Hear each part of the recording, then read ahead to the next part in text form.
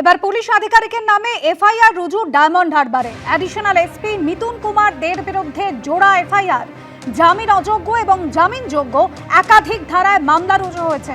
অভিযোগ দায়ের ডায়মন্ড হারবার পুরসভার প্রাক্তন তৃণমূল কাউন্সিলর তমাল হালদারের। পুরসভায় দুর্নীতির প্রতিবাদ করায় 2023-এর 10ই ফেব্রুয়ারি তাকে থানায় আনা হয়। থানায় নিয়ে এসে তার ওপর অত্যাচার করা হয়, দেওয়া হয় ইলেকট্রিক শক, এমনই অভিযোগ তমাল হালদারের। সেই অভিযোগের ভিত্তিতে মিতুন কুমার দের বিরুদ্ধে এফআইআর রুজু।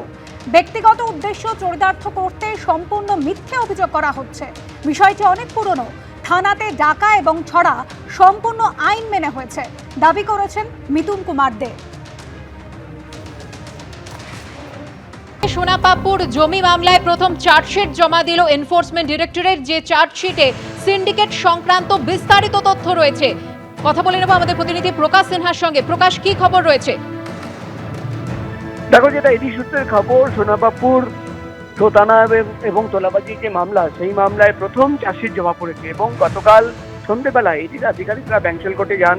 ব্যাংশাল কোর্টে যে ইডি স্পেশাল কোর্ট, সেই কোর্টে এই মামলায় প্রথম চার্জশিট জমা দেওয়া হয়েছে এবং অভিযুক্ত হিসেবে জয় কামদার, তোমার মনে থাকবে এই মামলায় প্রথম যাকে গ্রেফতার করা হয়েছিল, একজন ডেভেলপার প্রমোটার জয় কামদার, তার বিরুদ্ধে চার্জশিট জমা পড়েছে। তার একাধিক কোম্পানির নাম রয়েছে এবং চার্জশিটে ইডির তরফে বিস্তারিত তথ্য দেওয়া হয়েছে যে কিভাবে ক্রিমিনাল প্রমোটার এবং পুলিশের একটা সিন্ডিকেট র্যাকেট কাজ করত, যারা কিন্তু জমি হাতিয়ে নিত, তোলাবাজি এবং প্রতারণার একাধিক অভিযোগ যাদের বিরুদ্ধে রয়েছে।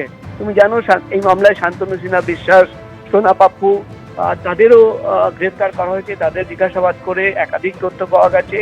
এই চার্জশিটে ইডির তরফে জানানো হয়েছে যে তাদের তদন্ত শেষ হয়নি, তারা আগামী দিনে আরো তদন্ত চালিয়ে যাবেন। সোনাপাপ্পু এবং শান্তনু সিনহা বিশ্বাস, তাদের ইনভলভমেন্ট নিয়ে আগামী দিনে তারা চার্জশিট জমা করবেন, তাদের রিপোর্ট পেশ করা হবে। কিন্তু সোনাপাপ্পুর প্রতারণা মামলায় প্রথম চার্জশিট জমা পড়ল, যেখানে কিন্তু প্রমোটার জয় কামদার এবং তার একাধিক কোম্পানির নাম রয়েছে এবং কলকাতা শহরে কিভাবে জমি হাতিয়ে নেওয়া হতো, কিভাবে একটা সিন্ডিকেট কাজ করতো, সোনাপাপ্পুরা কিভাবে গিয়ে জমি মালিকদের ধমকে তাদের কাছ থেকে তোলাবাজি করা হতো, তার বিস্তারিত তথ্য কিন্তু এই চার্জশিটে রয়েছে। এবং চার্জশিটে ইডির তরফে যে তথ্য প্রমাণ সহ নথি জমা দেওয়া হয়েছে, সেখানেই কিন্তু সোনাপাপ্পুর সঙ্গে যে একাধিক আর্থিক লেনদেন হয়েছিল এবং যে সিন্ডিকেটের ইনভলভমেন্ট, তারা কিভাবে অপারেট করতো, কাদের জমি নিয়ে নেওয়া হয়েছে, কাদের বিরুদ্ধে এই অভিযোগ ছিল, এই যাবতীয় তথ্য কিন্তু চার্জশিটে জমা পড়েছে। এবং ইডির আধিকারিকরা জানাচ্ছেন আগামী দিনে তারা তদন্ত করে শান্তনু সিনহা বিশ্বাস এবং সোনাপাপ্পু, তাদের কি রোল বা তাদের কি ইনভলভমেন্ট, সেটাও কিন্তু রিপোর্ট আকারে কোর্টে পেশ করবেন। ধন্যবাদ প্রকাশ।